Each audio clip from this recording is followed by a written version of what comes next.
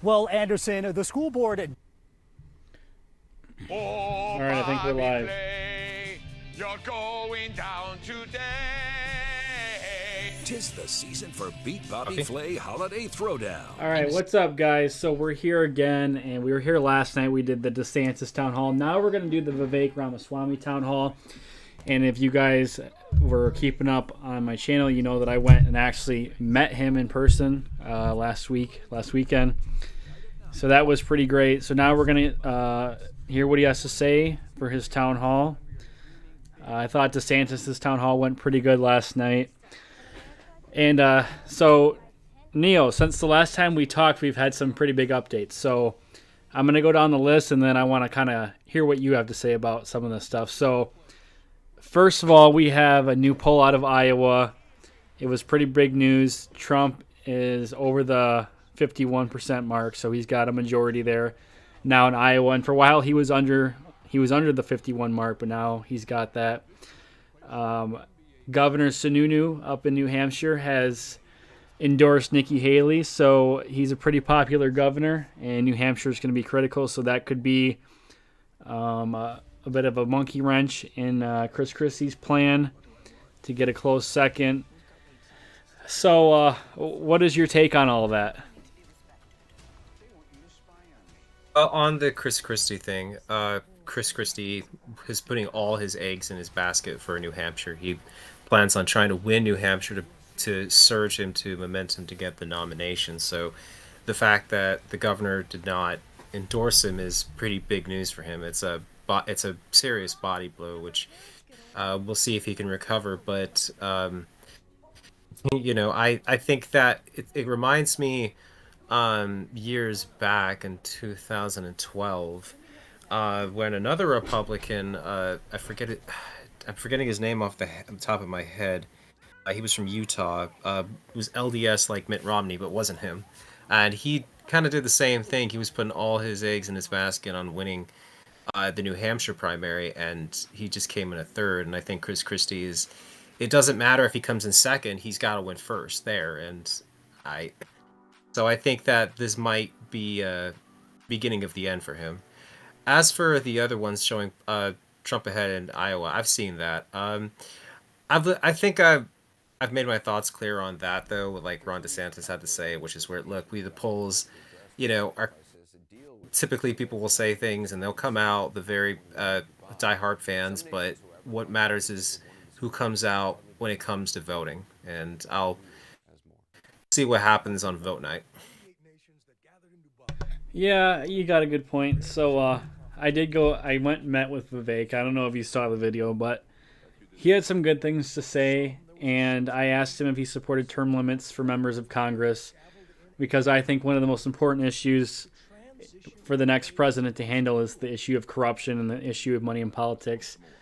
But there's also another thing, I think, lingering over Vivek, and I don't really hear anyone talking about it now. But the issue with, this isn't my personal issue. I'm talking about from an electability standpoint. The problem with Vivek is he's Hindu. And do we really think Republicans are going to go for that?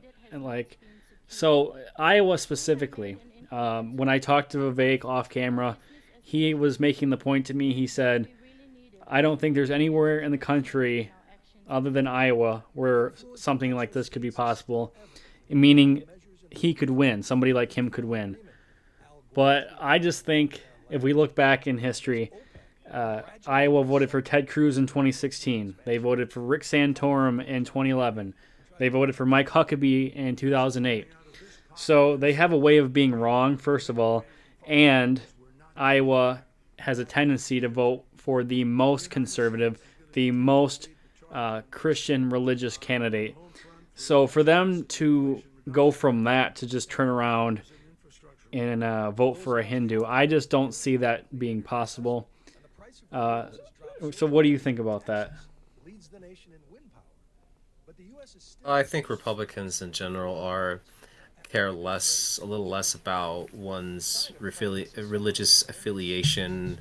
I mean, John Huntsman, and that was the guy who I mentioned earlier, And Rand has run for a Republican primary for president, and Mitt Romney was the nominee, and he's LDS, which many Christians consider sort of a heretical offshoot in Christianity. I I don't see that as a problem. I mean, because again, he's even though he may be Hindu, he has an American lingo. He speaks, to people. He's very personable. He's friendly. He's extremely intelligent and articulate.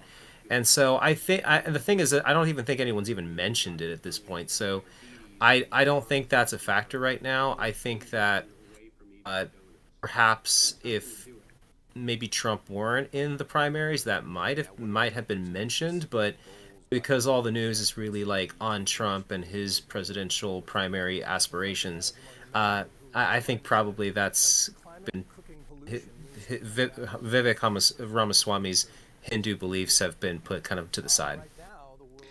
Yeah, I agree, but when we're just talking about specifically in Iowa, that's a really big deal for Iowa voters. Iowa, on average, is more conservative than the rest of the country. And like I said before, they've always gone with the most conservative candidate who typically does not go on to win the nomination. The reason why New Hampshire is so important is because usually whoever wins New Hampshire ends up being the nominee. So they have a way of always being right. And I was reading on this the other day, and in the Republican Party at least, there was never a point in history where a candidate won New Hampshire and South Carolina and then did not go on to win the nomination.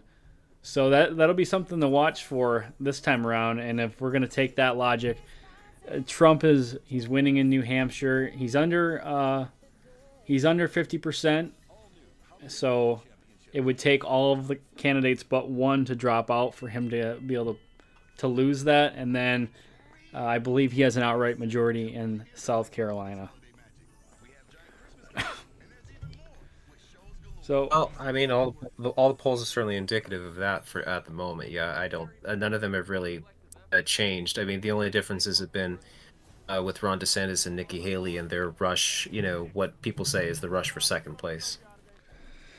yeah, and I was doing some thinking after our last conversation and our last show we did on the debate, and so I was thinking about this yesterday. There was stuff that I wanted to bring up tonight. I don't know if I'll be able to get through all of it before the town hall starts, but we can definitely start the conversation. So one thing this isn't just aimed at you in particular. This is a lot of people. But I think somebody needs to raise people's attention to the fact that Nikki Haley is completely two-faced. Her popularity is growing by the day, it seems like. She's right on the cusp of overtaking second place in the national polls. I think it's about 0.3% that separates her from DeSantis. So I'm going to make the case because somebody needs to hear this. She is the Hillary Clinton of the right wing. I don't see what everybody's just loving about her so much. We had somebody in here last night when I was doing the DeSantis town hall who was all for Haley. He was her biggest fan. And I kept asking him, what about Haley is driving you in her direction? And the only response I got was, she's a strong woman. So when did the Republican Party become the party of identity politics? Because that's always been the left. They're the ones who care about that. We as Republicans usually don't care about that, and we shouldn't care about that because that's irrelevant. We should care about who the best candidate is and what their policy positions are. Only stupid libtards care about race and gender. Not only that, like I was saying, she's two-faced. She'll say whatever you want to hear, so she'll say whatever convenient for her in the moment. Right after January 6th, she said it was all Trump's fault and history was going to judge him harshly. Then a few weeks later, when everybody saw the Republican Party didn't really care and they still loved him, she backtracked and said it wasn't his fault. When she was at a town hall in New Hampshire with a more libertarian group of voters, she said that she would not sign a federal abortion ban and she'd let the states decide it. Then when she went to Iowa and she was asked the same question. And Iowa voters are more conservative, as we just discussed. She said she would sign a 6-week abortion ban. When abortion wasn't popular, she called people who are pro-choice, she called them baby killers. Now that it's been losing in ballot referendum, she said we shouldn't judge people for being pro-choice. So we don't know what she really thinks about anything. She's just a liar and two-faced. So speak on that for a minute. Well, I wouldn't go so far as to call her a liar. I would say that she definitely has politic speak. I mean, her record in South Carolina, is that, she did support bills that would limit abortion, that, did mandate, a 24-hour waiting period for women seeking abortions, sort of like, if you will, what's called a reflection period. She also did ensure too that there was she did also favor a bill, what was called the unborn child fetus in definition for civil suits amendment, and there's other stuff like that, although she also did have an exemption for rape and abortion. I just think that with Nikki Haley, and you know me, I'm already endorsing Ron DeSantis, is that I do like her political swagger, and she does have good credentials, but the problem is that I don't really always know where she stands, because I get your criticism in that she does have a habit of being flexible in her messaging with regards to what she would do for policy, but I would say that, I would say that's what I say. She has a habit of being too flexible with one audience and another. Yeah, I agree. But so the town hall has started. I don't know if you have it on your end. So I'm going to turn it up. I'm going to mute my mic, and then we will come back to discuss at the commercial break. Guests of the Ramaswamy campaign and of Grandview University are here in the audience tonight, but they won't be asking questions. We have asked everyone here to be respectful to each other and to Mr. Ramaswamy so that the voters in this room and at home have a chance to hear from the candidate. Now, please welcome Vivek Ramaswamy. Good to see you. Hey guys, good to see you guys. I want to get right to the audience and bring in Simona Yenes from Clive, Iowa. She is self-employed and serves on the board of a Christian school in Des Moines. She's a Republican, but she says that she is still undecided. Simona? Thank you. First of all, welcome to Iowa and Merry Christmas from Iowa. Thank you. And thank you for really adding some important conversations to the campaign. So some local commentators refer to you as maybe the younger Trump, not a politician, which would place you running in the same lane as President Trump for getting votes. So other than being younger, how would you differentiate yourself from President Trump? So look, I appreciate that question, and I get it frequently these days on the campaign trail. It's not just being younger. I think we are reaching a new generation of voters in this country. We've been to most of the college campuses across this state, and I don't think that's something the Republican Party has done a great job of.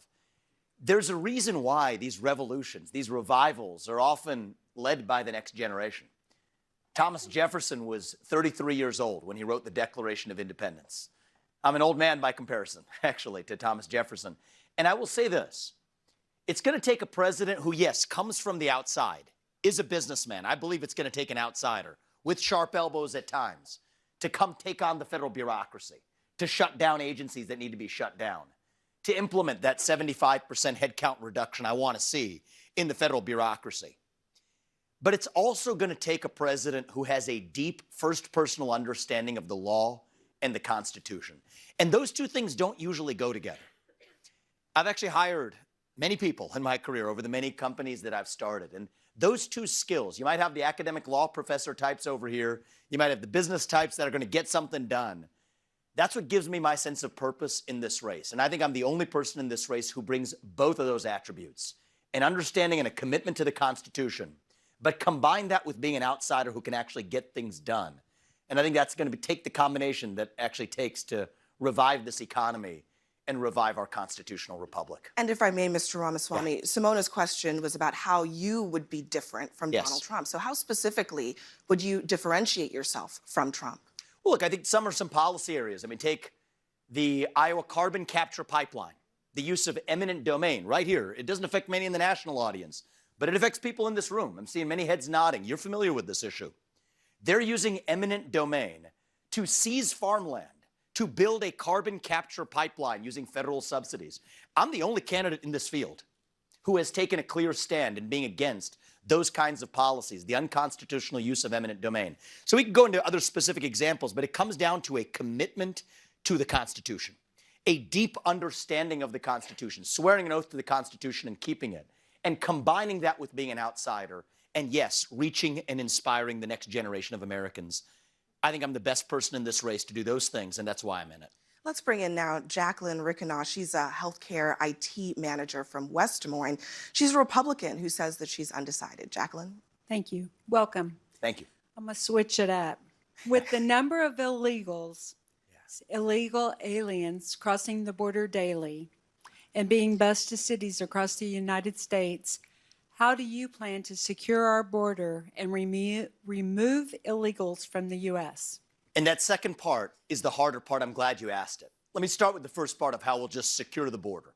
These are basic things we can do. The country that put a man on the moon can get this done. It's just a question of political will. So one thing I've said is we will use our own military to secure our own border. Right now we can use it to secure somebody else's border. Let's use it to secure our own southern border and our northern border too. Don't forget about that. Our northern border has seen more illegal crossings this past year than the last 12 years combined. That's where this front is going. And I've visited both in the last several months. If we're able to do that, use our military, complete the border wall, stop federal aid to any Central American country until they have secured their own borders for every country between Venezuela and Mexico. Then I want to implement, I would say, the best border policies of all, which is ending the illegal incentives to be here. End birthright citizenship for the kids of illegal migrants to whom the 14th Amendment does not apply. End federal funding to sanctuary cities, using our own taxpayer money to pay effectively for breaking the rule of law. And then there's the hard question. I don't want to leave you hanging on that one, because many people skip this one, but this one's the hard one. I do believe that anybody who's in this country illegally needs to be returned to their country of origin.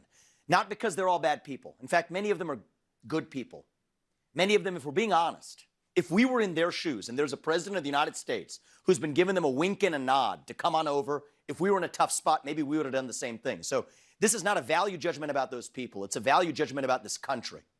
We're founded on the rule of law. And as a father of two sons in the White House, I can't look them in the eye and tell them they have to follow the rules when our own government isn't following its own rules. So then there's the question of how, and this is the part many Republicans skip. There's only 6,000 or so ICE agents on the front line. How could they possibly tackle millions of illegal migrants who are in this country illegally? Here's the answer. There's a provision in the law. We don't need new laws. The existing law, it's called 287G. It allows you to actually serve an ICE agent to allow local law enforcement across this country to serve their warrants. That's 1 million law enforcement officers. We can then get that done. But again, all it takes is a president with the spine. And if I swear an oath to the Constitution, I intend to keep it. That's how I'm going to lead this country, and I think that's how we're going to solve not only the border crisis, but the crisis of the abandonment of the rule of law in this country. That's how I expect to lead. You just said that you would end birthright citizenship. For the kids of illegal For the kids of illegal migrants, yes. immigrants. There are currently millions of such people, children, some of them adults. Would you retroactively strip them Great of their question, Abby. So I'm glad you asked that.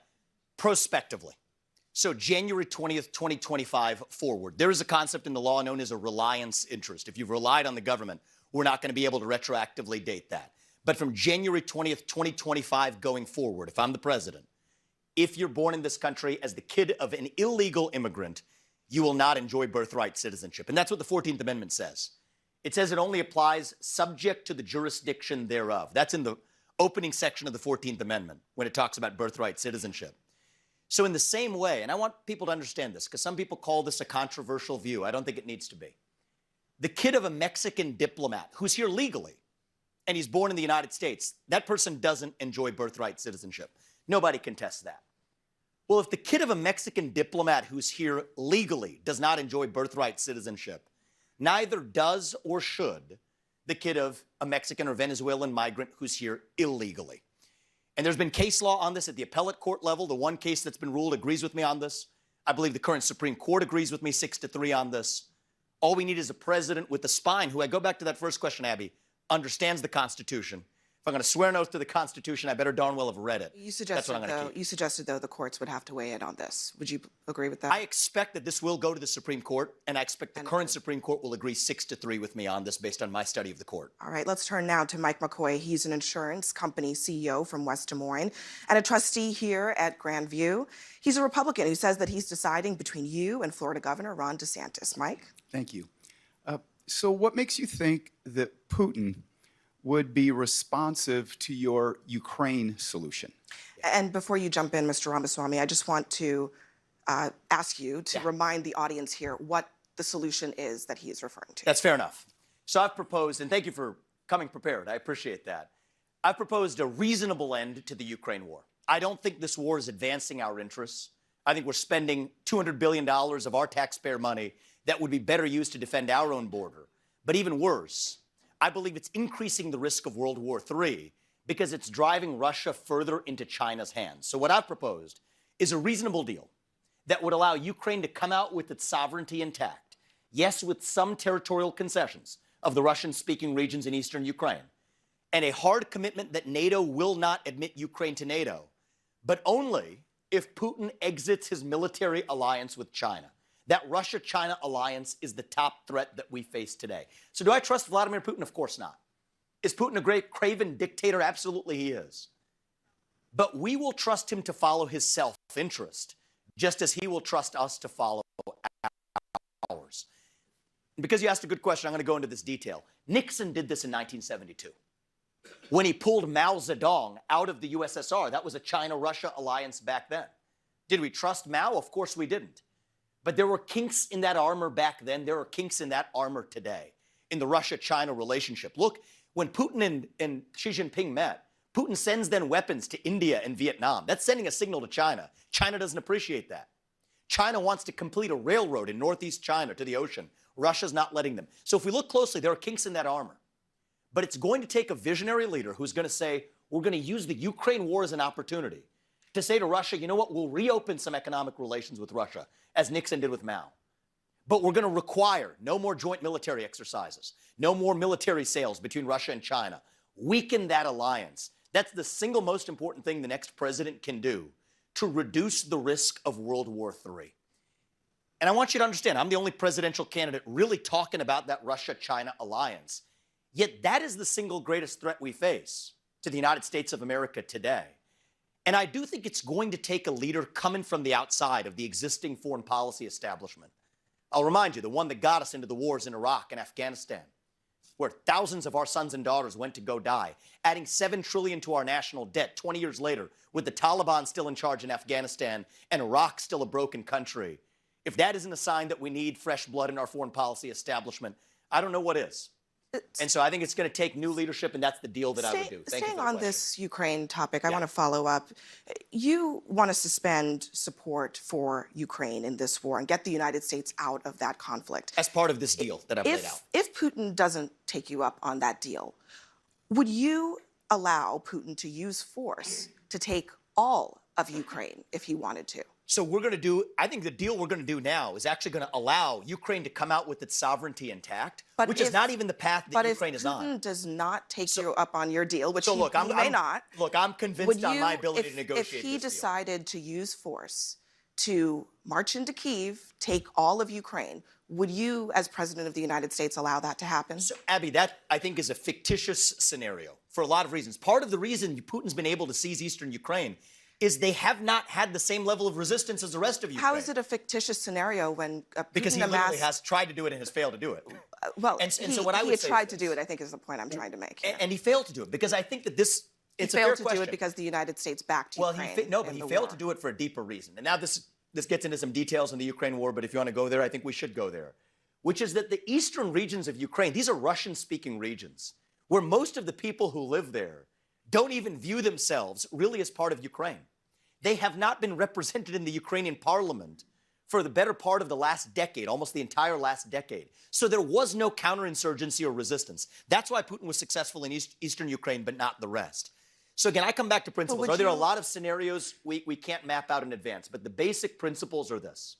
Russia's in a military alliance with China. I'm going to play hardball and require that Russia weaken or exit its military alliance with China.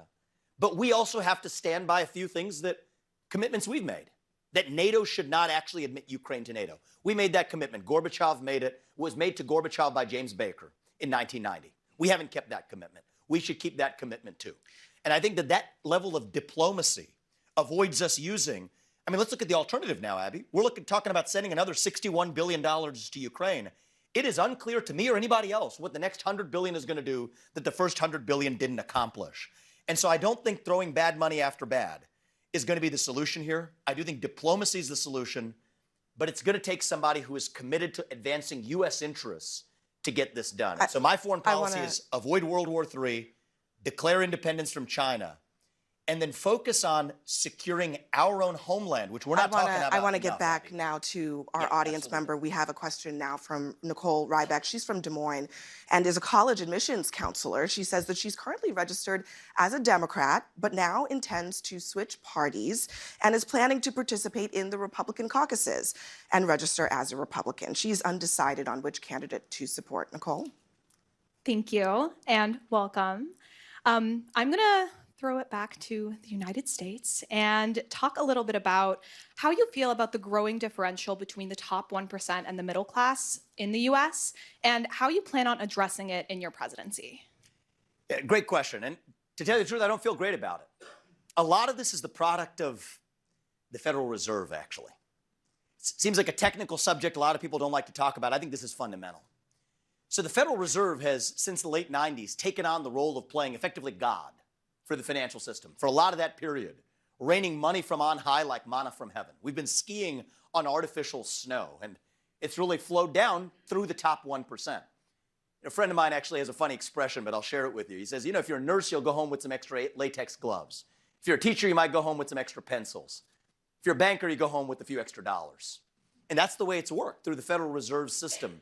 Trickle-down economics, I believe, does work when it's driven by gains in the real economy, but it doesn't work when it's created by artificial paper wealth generated by Fed Reserve policies. So I'd put the Fed back in its place. The reason real wage growth has not gone up for the bottom 99% adjusted for inflation, it's been flat. The reason why is the Federal Reserve has treated wage growth as though it's a leading indicator of inflation and tried to tamp it down like a game of whack-a-mole for the last 25 years. So you get what you pay for. My view is I'll put the Fed back in its place. A single mandate for the U.S. Fed. What is that? Dollar stability. Peg the dollar to commodities. That ties the hands of our government. That's a good thing. We've had our greatest GDP growth in this country before we left the gold standard. I think that's telling. So when the dollar is stable, that's how you actually help the bottom 99% in this country. That's how you see real wage growth.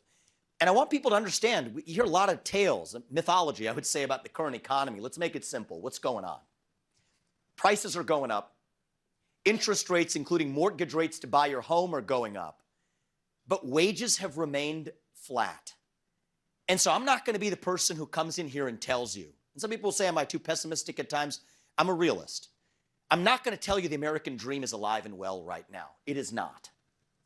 It's alive and hanging on for life support. But I believe it can be.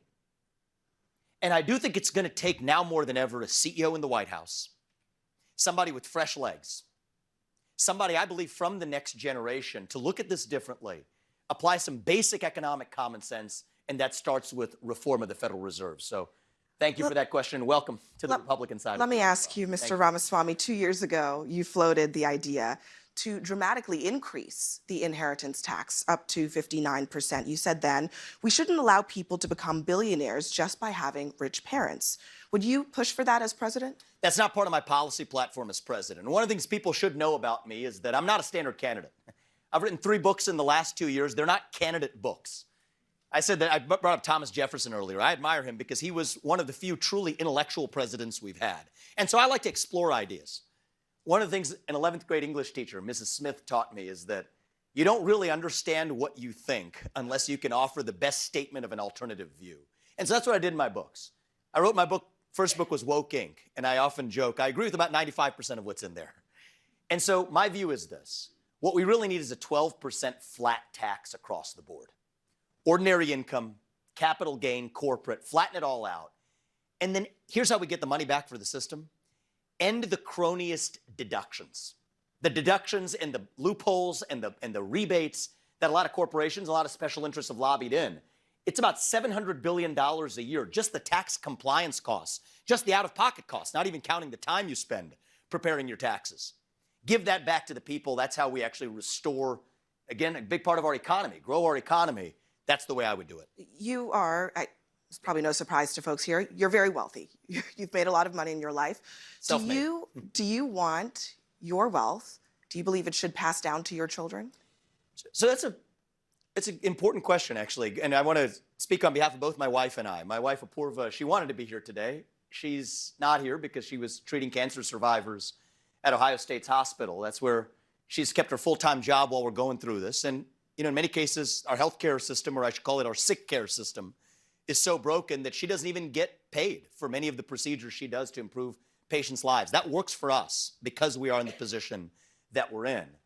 But I'll tell you this, we're spending immense amounts of our family's fortune on this campaign. We didn't inherit our wealth, but that's the inheritance we actually care about giving our kids.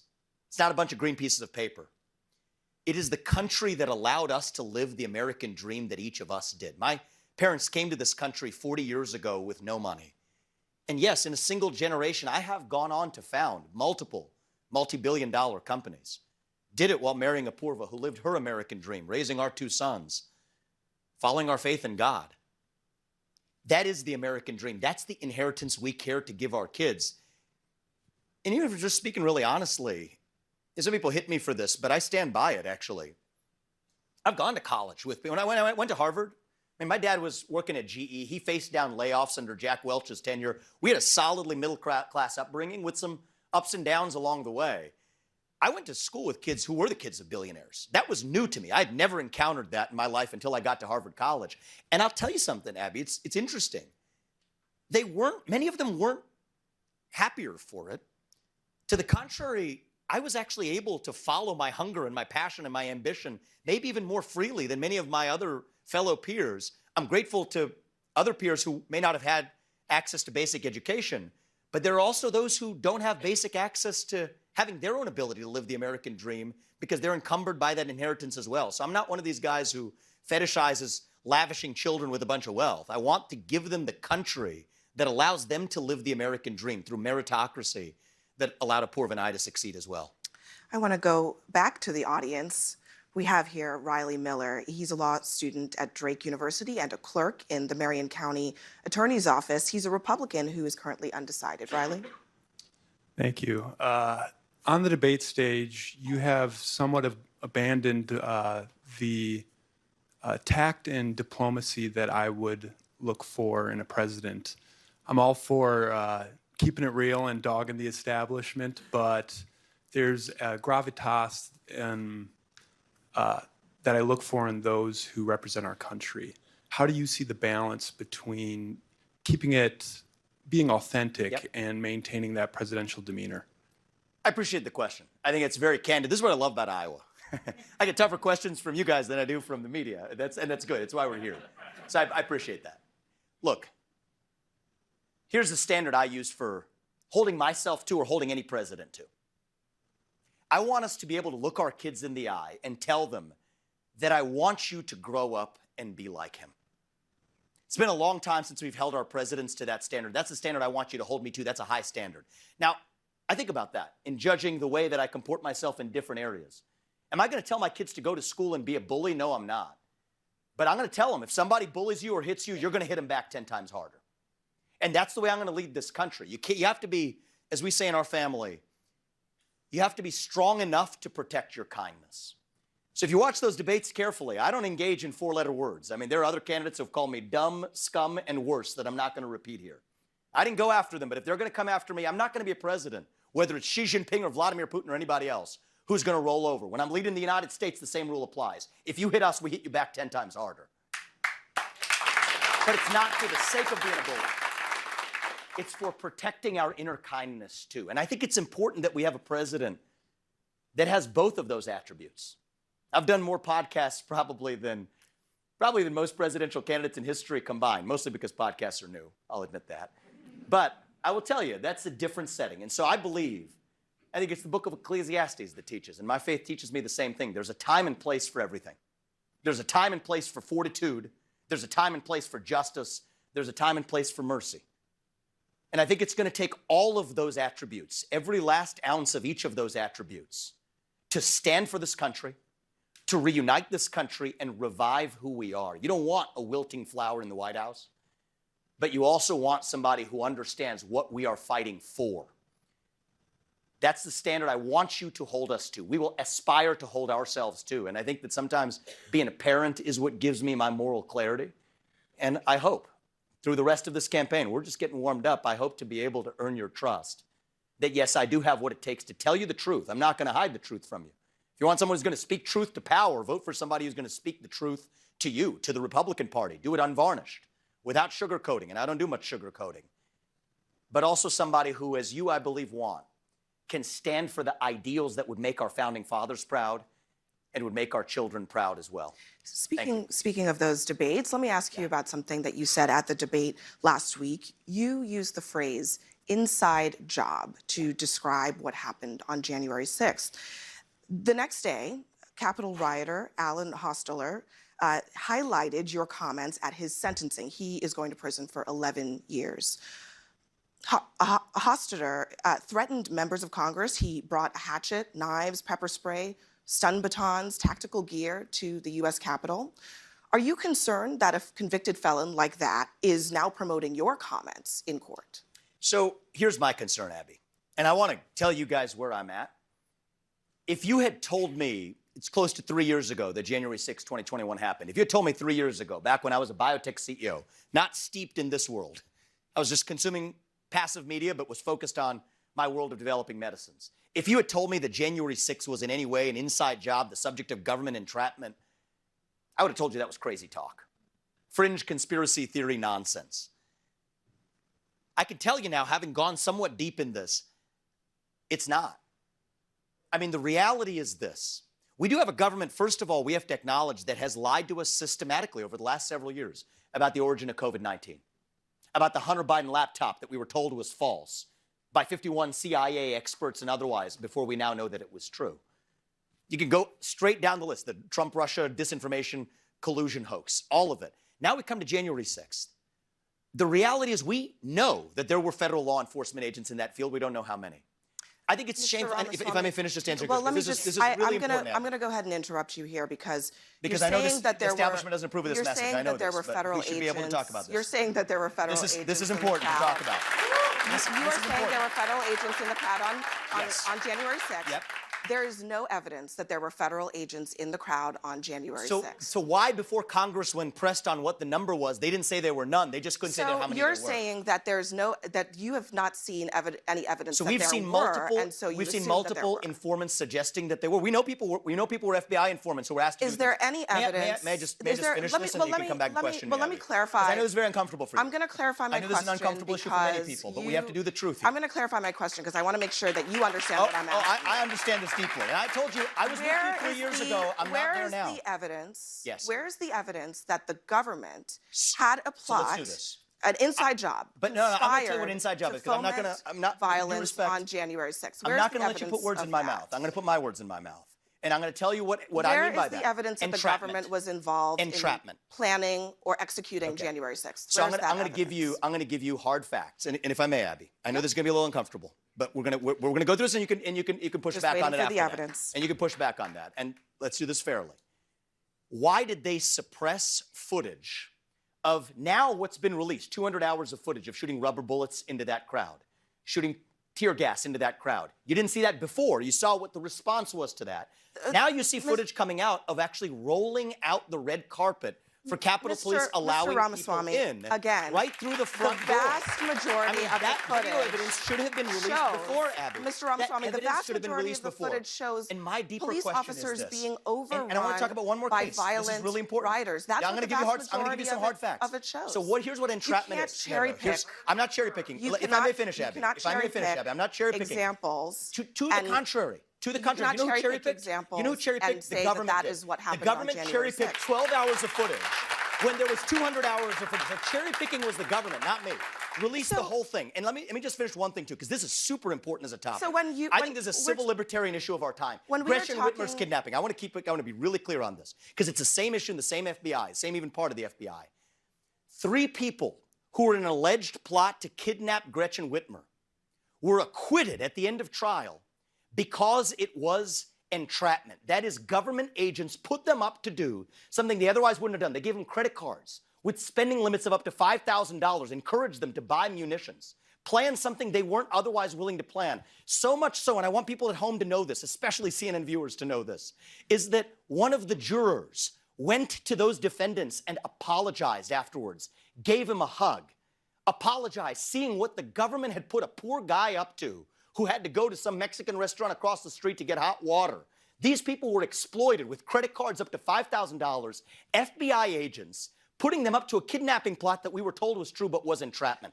Same thing with the Capitol Police, people Mr. letting them in freely. Ramaswamy, Many of those people then being Mr. charged. Ramaswamy, look, the government cannot put you up I to do don't- something and then Mr. charge you for Ramaswamy, it. look, That's wrong. I don't want to have That's wrong to the left or the right. I don't want to care. have It's wrong. to. I don't want to have to interrupt you. I really don't. But I don't want you to mislead the audience here or I'm at not. home. Abby, I think they've been misled by the 14 mainstream media. 14 The people, mainstream media has misled them. 14 Release people the were video charged footage. in that plot. A majority of them were convicted. I said 3 of them were acquitted Right, on but- grounds of but entrapment. what That's a folks fact. need- what Dispute me. folks- Was I wrong about that? What folks need to Was I understand. wrong about what I said? What I was folks not. need to understand 3 is people were that acquitted on grounds of entrapment. 9 were A juror apologized. 9 were Yeah, convicted. but the 3 who were put up should have But never going got to back that stage of a to the trial. January okay? 6th That's issue. unacceptable in the United States. Look, I just want people to understand. 3 people were acquitted. 9 people were convicted I in heard that you, Abby. plot. But let me get back to our audience here. And let's bring in Joe Frummold. He's from Des Moines. He's a student at Drake, and he's a Republican who says that he supports whoever wins the nomination. Joe. Man, thank you. I love seeing you get fired up. So Thank you. Thank you. Good to see you, man. I see you're a basketball player. I've been playing tennis with some Drake tennis players. They got some good players. Oh over yeah, there. some of my boys play there, so it's Yeah. awesome. Yeah. The biggest question about your legitimacy as a candidate has been your age. You know, as a 22-year-old college kid, I love the idea of having younger candidates in office, but how has this been a challenge for you? Yeah, look, it's been a big challenge. I mean, frankly, most caucus goers are 3-4 times your age. Let's be real about that. And I want people like you to come out to the caucus, and we're going to college campuses for that reason. One of the things I want people to understand, what I see when I go to college campuses, I think actually many Republican candidates are scared of facing off with your generation, actually. Some of them hit me for being on TikTok because it reaches you all. I think we should be reaching out to young voters. What I see isn't a base of young voters who's against our shared values. I see a lot of peers in your generation and our generation that are lost, hungry for direction, right? The left will prey on that vacuum with race, gender, sexuality, climate. I'm not going to blame them. I'm going to blame the Republican Party. We've gotten lazy just criticizing that vision without offering our own vision. Individual, family, nation, God. Yes, I said the G word. That beats race, gender, sexuality, and climate if we have the courage to actually stand for something. And so I believe that your generation, I believe that we're at a tipping point. And there's a reason. I've talked about Thomas Jefferson. He was 33 when he wrote the Declaration.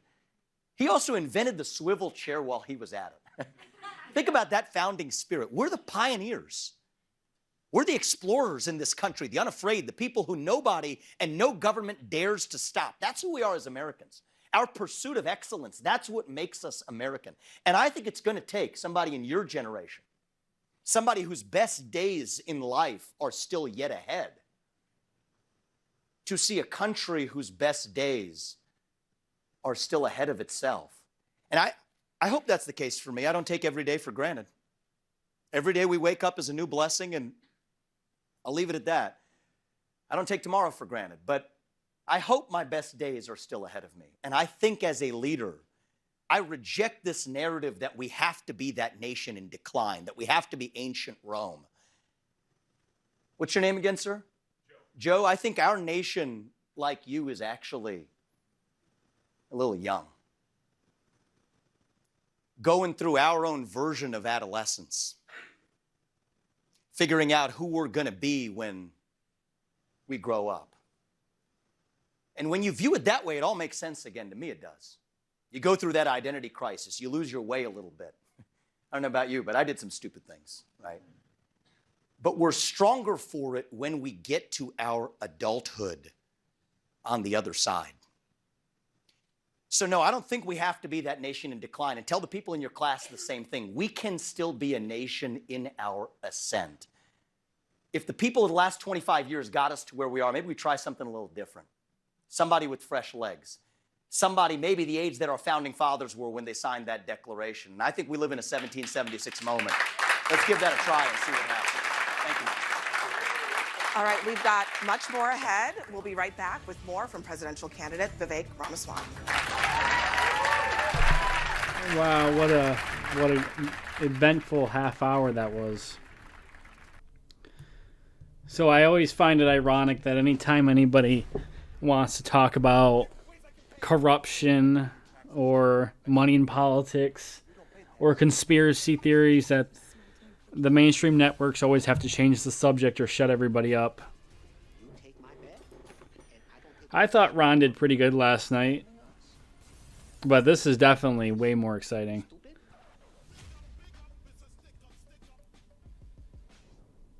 It was interesting. I have some things to. If I was him, I would have pushed back on.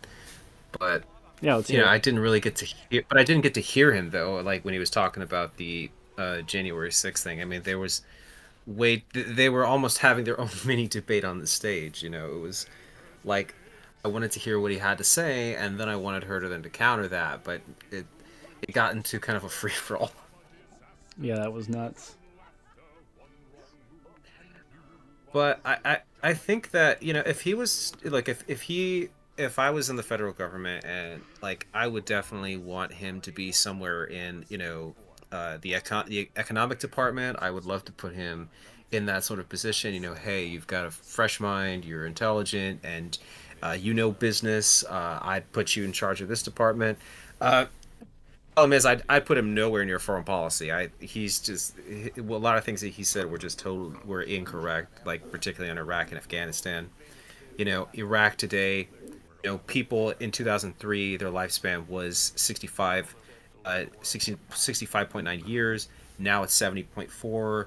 The GDP then was 855 per capita. Now it's over 4,500. Electricity capacity has increased tenfold since 2003. Oil production in the nation has tripled. American universities are literally flocking to Baghdad to try to, set up satellites over there. American tourists. So that was wrong. But he did make some points, though, on I think at least one thing, which was, that the issue of what happened with that governor lady with the whole entrapment issue. There were 9 people who were convicted, so obviously they probably did they did something wrong and they're found guilty of it. But there were 3 people who were found to have been who were acquitted on the idea that there was entrapment. So I'm really big on law enforcement, defending law enforcement.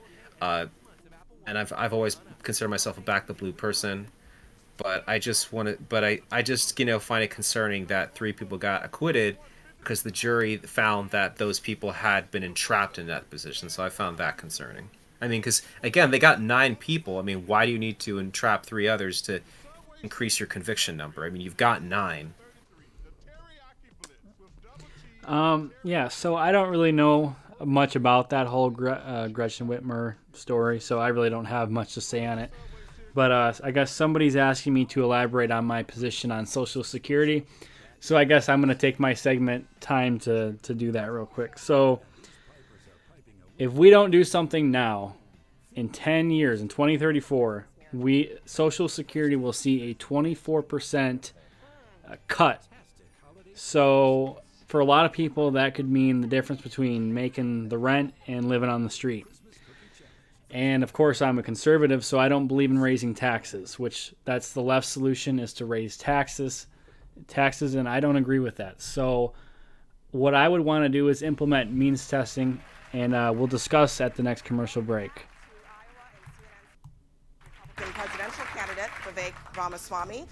Let's turn to Jenny Mitchell. She is an entomologist at Iowa State University from Boone, Iowa. She is a Republican who is currently undecided. Jenny?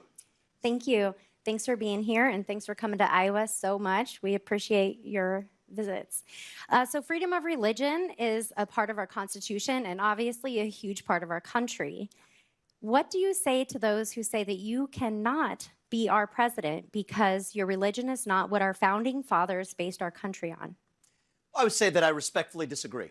And, I want people to understand this about me. I would rather speak the truth and lose an election than to win by playing some political snakes and ladders. I mean, if I wanted to map out my political career and really solve for that, I could fake convert. I'm not going to do that. I'm going to tell you about my faith. I'm Hindu.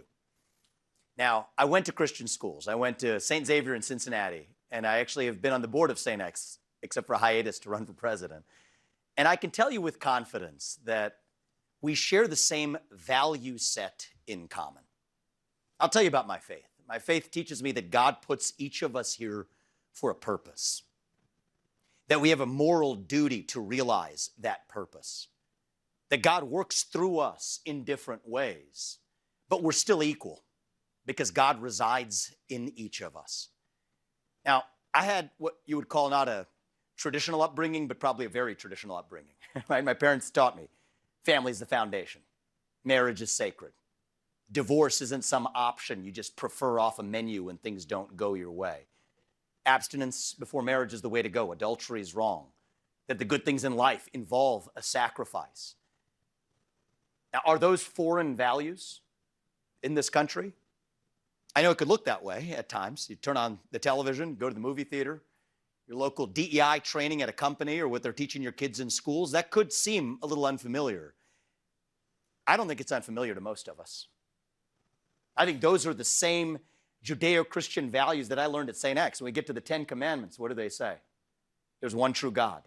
Don't take his name in vain. Observe the Sabbath. Respect your parents. Don't kill. Don't lie. Don't cheat. Don't steal. Don't commit adultery.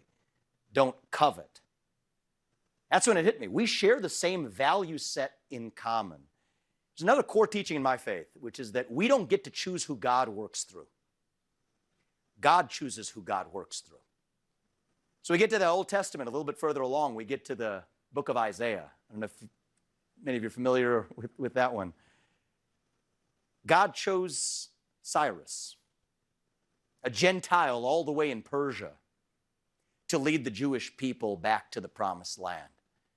And so, yes, I believe God put us here for a purpose. My faith is what leads me on this journey to run for president. My gratitude to this country is what leads me. And even when we think about the founding fathers, I'm a fan of history, okay?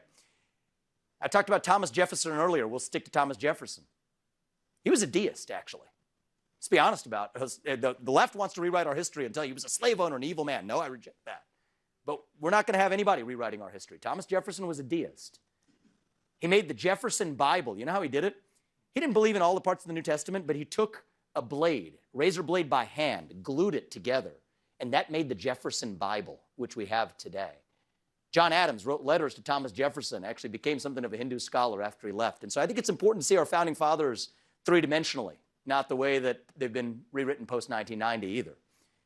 And so yes, would I be the best president to spread Christianity through this country? I would not. I'd be not the best choice for that. But I also don't think that that's the job of the U.S. president. But will I stand for the Judeo-Christian values that this nation was founded on, that I was raised in, even in the Hindu faith? Yes, I will. You're darn right I will. And as a young person, picking up on that strand from earlier, I think it's my responsibility to make faith and patriotism and family and hard work cool, again, in this country. I think they're pretty cool, and I think that's my job as your next president. And back to the First Amendment, we will stand for religious liberty in a way that neither Republicans nor Democrats actually have. That's what the First Amendment says. You get to practice your faith. Every pastor in this country gets to do his job without the government getting in their way. That's what I'm going to keep as the president. Thank you. Thank you very much.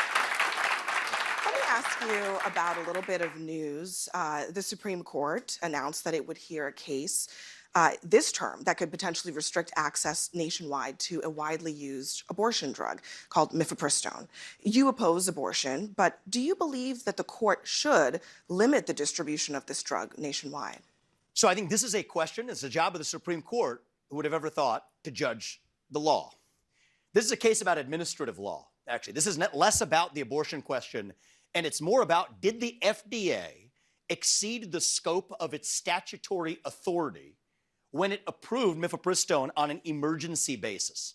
And these emergency approvals are generally reserved for life-saving therapies that need to be brought to market quickly. So this is a symptom, Abby, of what's going on in the administrative state. The people who we elect to run the government, they're not even the ones who actually run the government right now. It's the bureaucrats in those three-letter agencies that are pulling the strings today. So the most important Supreme Court case of our lifetime, and I want people to understand this, came out last term. It's West Virginia versus EPA, that said if Congress did not expressly give an agency the right to write a regulation, then that's unconstitutional. And so it is my opinion, it's the Supreme Courts that'll matter, but I'm pretty sure they're going to come down where I am on this, that the FDA exceeded its statutory authority in using an emergency approval to approve something that doesn't fit Congress's criteria for what actually counts as an emergency approval. So yes, I hope they follow the law. I hope that's where they come down. And if the people of this country disagree with that, we have a mechanism for that. It's called the democratic process. Do it through the front door of Congress. And there's one thing I'm going to do as the next president. It's to shut down that fourth branch of government. Rescind those unconstitutional federal regulations that Congress never actually passed. And yes, lay off 75% of the federal employee headcount. That's the answer. I want to get to our question, but just before we do that, just so that everyone is clear, you do believe that the Supreme Court should ban mifepristone? I believe that the Supreme Court should put the FDA back in its place. But as it relates to this particular, that's before the court. But as it relates to this, they should rule on the law. As it relates to this particular drug, and as do it you relates believe to this that particular that will drug, ultimately result in mifepristone being banned nationwide? I believe it will result in correct mifepristone being ruling? taken off the market until they go through the process that's ordained for every other drug that doesn't go through emergency approval. Okay. The FDA should follow the law if the rest of us do too. It's a All simple right. thing to ask. I do want to go to our audience again. We've got Claire Musselman here waiting to ask a question. She's a professor at Drake University who teaches in the College of Business and Education. She's a Republican from West Des Moines who is undecided. Claire? Thank you, Abby. Thank you also for spending time with our students at Drake. As a professor, I think it's super important that we get that opportunity, so thank you for spending time with them. As president, what specific strategies would you implement to promote diversity and inclusion in leadership roles within both public and private sectors? How do you plan to support the advancement of underrepresented groups, including women, in these areas? So I'll be very honest with you. I'm going to share with you Thomas Sowell quote that stuck with me. If you care about somebody, you tell them the truth, or at least what you believe. If you care about yourself, you tell them what they want to hear. And I have a feeling I'm not going to tell you what you want to hear on this one. So I think the diversity, equity, inclusion agenda has been abused. In the name of diversity, we have, at many of our universities, totally sacrificed diversity of thought. In the name of equity, we've perpetuated a lot of inequity and inequality of opportunity through affirmative action and otherwise. In the name of inclusion, we've created a new culture of exclusion where certain points of view aren't welcome. So especially in a university setting, what do I care about? Diversity of viewpoint. This is important, actually. I think diversity of viewpoint is part of what this country was built on. Well, the best way to foster diversity of viewpoint is to screen candidates for the diversity of their views, actually. Many look at the board members of many universities. You're going to go through their partisan affiliation. It's not 80-20. It's going to be like 90-10 in the other direction. That's completely at odds with the representation of this country. So do I value diversity of viewpoint? Absolutely. Do I think we're doing a good job of that? No, we're not. And it's not an accident. In the name of diversity, we've actually created a new culture of conformity. And so I think it's entirely possible to have a group of 10 people who look similar to one another who have different views. I think it's entirely possible to have a group of 10 people who look different from one another, or who look the same as one another but have different views, or look different from one another and have the same views. And so I think the best way to screen candidates for the diversity of their experiences is to actually ask them about the diversity of their experiences. And I think the use of these racial and gender quota systems, I think have actually created a new form of racism in the United States that otherwise would not have existed. It's sad to me. I mean, I've hired, not because I was thinking about it consciously, plenty of black women in different positions of authority in this campaign or other companies or whatever. And I can tell you it saddens me when people look at somebody who I hired on the basis of merit and say that they only got that job because of their race or gender. That doesn't do anybody a favor. And so I think if we restore true meritocracy in this country and embrace true diversity of thought, chances are we're actually going to have a bunch of different shades of melanin and a range of genders in different positions. But let it be not the goal. Let it just be a byproduct of actually selecting for people who are the best person for the job, and especially in a university setting, diverse viewpoints as well. That's what I'll say. And that's a good place for us to pause. We'll be right back with more from presidential candidate Vivek Ramaswamy.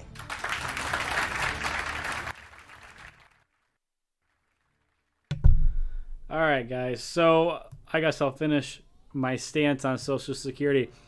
So in 2034, we're going to see a 24% decrease in Social Security because we've run out of money and we can't keep funding the program. So the problem with Social Security is it was created at a time when life expectancy in the United States for men was in the early 60s.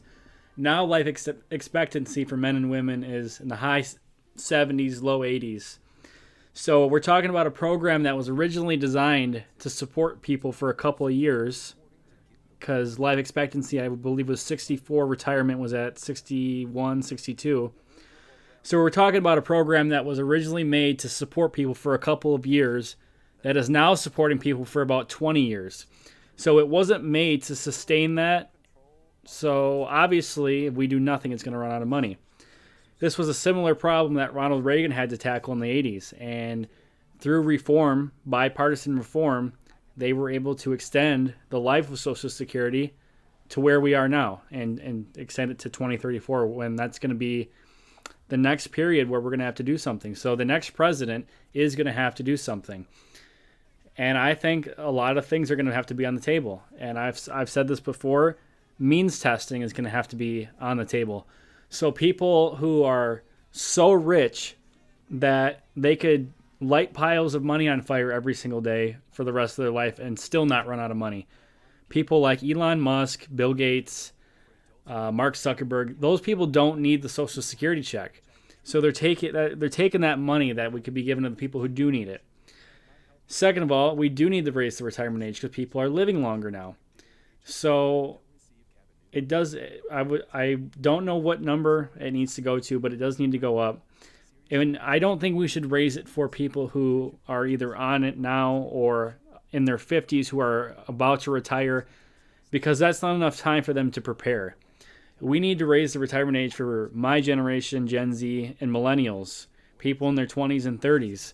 If I can't prepare and plan to work a couple more years, then we've got bigger problems than the Social Security check. Social Security is not supposed to be an income. It's a safety net. It's supposed to keep people out of poverty. There's still an individual responsibility. You still need to have a savings. You still need to have your own retirement plan. The Social Security is just extra money. And another thing is, obviously, we need to get our spending under control. We need to go back to pre-COVID spending, because the amount we're still spending at the same rate that we were during COVID right now. So that's killing us. And we've got to grow the economy. We've got to grow GDP. We've got to balance the budget. And if we do all of those things, I believe we can save Social Security without raising taxes. So I guess now that I've done that, Neo, do you want to talk on anything that we just saw or anything? Well, again, I mean, with Vivek, I just wish he would focus on economic stuff, because if he talks about economics, then, I'd listen to him. he had some good things to say there, and then, he talked about the whole DEI woke garbage too. I mean, when he talks about culture issues and economic issues, I find myself nodding in agreement. Uh, but like I said, whenever he talks foreign policy, I just shake my head like, oh, come on. But he's doing pretty well for himself. That's what he needs to do right now. I'm impressed with how he carries himself. Yeah, we'll discuss more at the next break. Rhonda?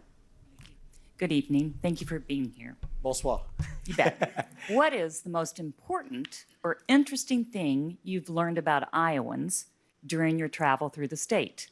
I've learned a lot. I think one thing I share in common with Iowans is a level of candor, actually. Everybody told me about Iowa nice. That's what I was told before I came here. What I've actually found is Iowa candor. And I appreciate that because that's the true form of nice. This is the 10th event we're doing today, actually. So we've done 10 events like this across the state. And I found that people appreciate that. We're visiting, they call the full Grassley. You visit all 99 counties. We're doing that times 2, actually, going in this year period. And it doesn't feel like work to me, actually. Feels like we're having open conversations. I find that they don't appreciate pre-canned speeches. So I've mostly dispensed with that, or if I'm going to do it, I'll keep it to 2 to 5 minutes. I find that they actually appreciate and relish open conversation and candor. I think that's one of the things that surprised me most. The other thing that I think that surprised me was somebody told me this. We ran the Des Moines Turkey Trot. We were here on Thanksgiving. And as I was running, somebody wished me good luck. And then she said, but you know how to spell luck, right? And this is an expression I had learned from my parents a long time ago. She says, you spell it W-O-R-K. And I said, you know what? That sounds like something that my parents taught me when I was little. But I think that that's also something that I found amongst Iowans, is they value people who work hard, because many of you do work hard. A culture of farmers, a culture of people who are business builders across this state. And I think that's something that we would do well to make a national value in this country again. Embrace hard work, give us back our sense of purpose. That's how we revive this country. So, thank you. All right, well, a big thank you to our audience, and thank you to Mr. Ramaswamy. Thank you. Thank you to our hosts here at Grandview University. Caitlin Collins is up next. Thank you, guys. I appreciate it. All right, well, that wasn't very long, so I guess we can continue our conversation.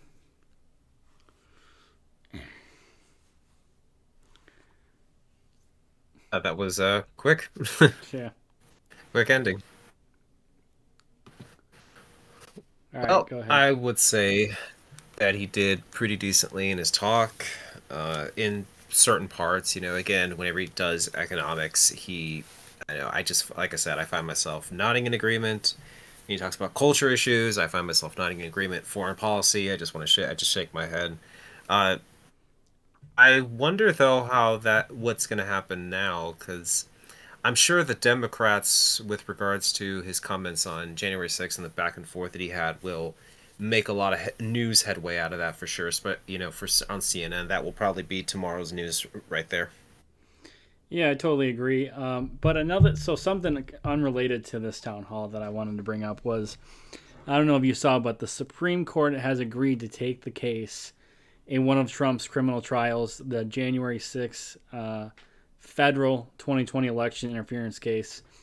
So the argument that Trump's legal team is making is that anything related to the 2020 election that's being brought in this suit was done when he was president. And the president, through the Constitution, is immune from lawsuit. And so he's trying to get these charges thrown out on the basis that he's immune from lawsuit as the president. And then he's trying to get the Georgia case thrown out because he's claiming double jeopardy. So Special Prosecutor Jack Smith, this is an all or nothing gamble on his part. Either the Supreme Court is going to rule in his favor and Trump is going to be tried, or they're going to say, nope, the president's immune, this case is done, it's thrown out. So I wanted to get your take on that.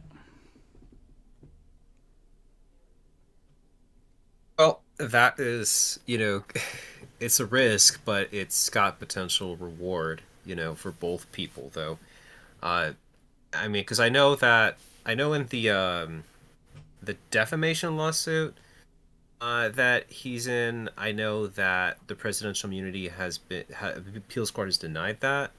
I do know that what you said though about the Supreme Court, that I know the judge has paused at least that the Trump election case because of the immunity issue that's going to the Supreme Court stuff, and it's that so obviously it helps Trump because again, the more he can focus on campaigning right now, the more he can try to protect what the polls say is his lead. It's important. I mean, if this works out for Trump, then it will be a shocker in the political arena right there. I mean, it will definitely it would definitely improve his standing for sure if he could actually do that. But I don't think the prosecutor in this case would make such a gamble if he didn't feel he at least had a good shot. But anything can happen though in these legal arguments.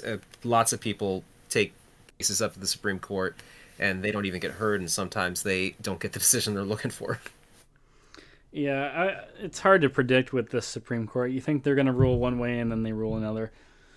But I was talking before we started the town hall, and I said that there was some other stuff I wanted to discuss. And I've been thinking about this for a while. This was going through my head after the 2022 midterm. And then after talking with you and our conversations and then interacting with a lot of people in the live chat, it's coming back up in my head. And the Republican Party needs to stop fighting with each other.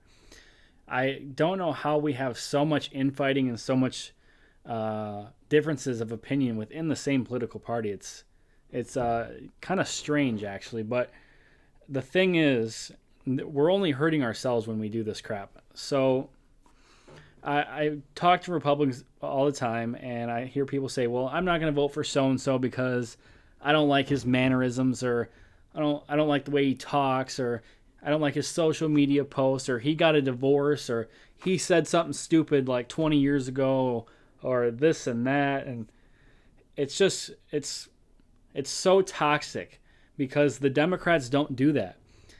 They vote blue no matter who. They will all hold hands and just jump off a cliff together. They stick together, and it works because they win elections. The proof of this is right in the 2022 Pennsylvania Senate race. They elected a Democrat who couldn't even talk or couldn't even comprehend a sentence because they were determined to stick together. Whereas on our side of things, we had a Senate candidate go down in Georgia because he did something wrong 30 years ago, or I didn't like that he did that in the debate, and this and that and the other thing, or he's endorsed by this person, he's whatever. You guys, we can't have these kind of fights on election day. The time to sort out our differences is in the primaries. Once we get the candidate, everybody on our side needs to shut up and get ready to battle, because beating the left is more important than stupid petty little differences. So when we were covering the Republican debate a week ago or 2 weeks ago, we had people in the chat say, screw this person. If that person's the nominee, I'm not voting. Or I'll vote for anybody except X, Y, and Z because they did this or whatever.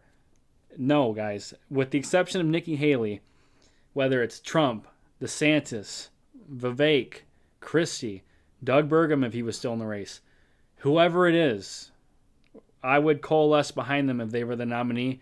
And you guys all need to do the same thing, because beating Biden is more important than your petty little differences with a candidate on maybe one or two issues. So what do you think? What's your take on that? Well, that's the problem, man, is that you talk about unity, but the problem is that it's not. It's always typically it's the MAGA type Republicans who typically will throw an election wrench in there just to say, but to buck the system. Look, I mean, like for example, you just said, for example, like, I'm not going to even vote for Haley. Look, I'm going to vote for Haley if she wins the nomination. I want Ron to win. I've even told you that if Trump is the nominee, and he's acquitted in his trials, I'll vote for him even if I don't like him, because I'd rather have Trump than Biden.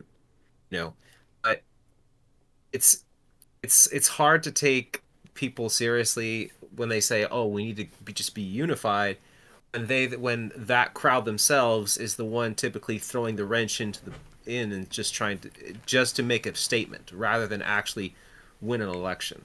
I agree with I agree with your point. Yes, Democrats stick to their candidate no matter what. It doesn't matter what. And I think Republicans have to choose better candidates in their primaries, and then make so that way we can avoid the issues like you talked about, the Georgia candidate with Herschel Walker with from what I was allegations of domestic violence and stuff like that. It's important to make sure you elect the right candidate and then get behind them. That doesn't mean though we should elect anybody. Like here's why, like, this is like what I've said with Vivek, for example. Vivek Ramaswamy is essentially a paleo-progressive. He's not a Republican. He's not a conservative. He's a paleo-progressive. He's a guy who is kind of like, I would say, really he's very conservative on social issues, but when it comes to foreign policy, he is as left as they come. And when it comes to economics, he's actually more, I think, on the center left than he is conservative. So the reason I've said I won't endorse Vivek is because Vivek is essentially a paleo-progressive masquerading as a conservative. I agree with at least the idealism you're putting out. I agree with the sentiment mostly, but it's hard to see today. It's hard to see what? It's hard to see how that's always possible, because again, like, let me give you an example. So Representative Don Bacon over in Nebraska, right? He's been critical of Trump sometimes, but he's voted conservative. In fact, he voted recently for the impeachment inquiry into Joe Biden, because he did not support Matt Gaetz's essential push vote against the Speaker of the House then, McCarthy, and then he tried to push someone else, I forget, into the Speaker's seat, and because Representative Don Bacon did not vote for him, and prevented that, his Matt Gaetz is essentially try to shift the Republican House more in his direction with a new leader that would be more friendly to him. Now a lot of MAGA Republicans are going on Representative Don Bacon's Twitter and essentially saying that we'll donate and vote for his opponent, Vile Vargas, or Tony Vargas, just to stick it to Bacon. Representative Don Bacon is a former military veteran. He's been in the Air Force 20-something years. He is conservative as they come. But because the MAGA people don't like him, now they're saying that, oh, we're going to donate money to Tony Vargas, not just a few crazies, but like some really high-profile people on Twitter. And now they're going to try to convince MAGA-type people in Omaha, Nebraska, to, when the election comes next year, to vote for Tony Vargas, a guy who literally believes in abortion to the point of birth, a guy who literally is as progressive as they come. They would rather stick it to people who they don't agree with all the time, rather than vote for someone who they may not agree with, but overall is much better and a real conservative than these absolute horrible people. Well, yeah, that's like, here's it. I vote, like, in AZ, right? I voted for Carrie Lake when she was running, for governor. I didn't like her. I didn't agree with her politics, all her statements, and I thought, she was annoying. But I voted for Carrie Lake because I'm like, look, I'd rather have Carrie Lake rather than have Katie Hobbs. I stuck it out, and I did what I felt was the right thing. But I feel like a lot of MAGA types won't do that. Well, so here's my problem. So you brought up a lot of specific examples, but So let's do a counterfactual. So let's go back a few months to 2022. Let's say Trump is still president, and we're going into his 6 years, and we're going into his second midterm. And let's say that in this alternate reality, we still don't have the Senate. We lost it in 2020, even though Trump won in this hypothetical. And so the Senate's going to come down to a couple seats. And so let's say it's just going to come down to Pennsylvania, the race between Dr. Oz and John Fetterman. So the criticisms with and I don't think he was the greatest candidate either, but these were some of the criticisms about him. There were, we don't like what he put in his cart at the grocery store. He's putting too much like healthy foods. He's an elitist, or he didn't even live in Pennsylvania. Like come on, this crap is completely irrelevant. Who cares what he puts in his grocery cart? And that's what I'm talking about. Republicans care about the dumbest crap. I guarantee you not a single Democrat would care what John Fetterman is putting in his grocery cart, as whether or not they're going to vote for him. So let's say the Senate's on the line, we have the White House, and Republicans decide to stay home because Dr. Oz bought Diet Coke or whatever, and we lose the Senate. There goes our ability to put any judges in the federal court, any federal court, and the Supreme Court for the rest of Trump's time as president. Would that really be worth it to not elect somebody over something so stupid, and to lose the most important legislative body, the Senate, which determines who controls the judiciary? Well, that would be bad, obviously. I mean, like I said before, I voted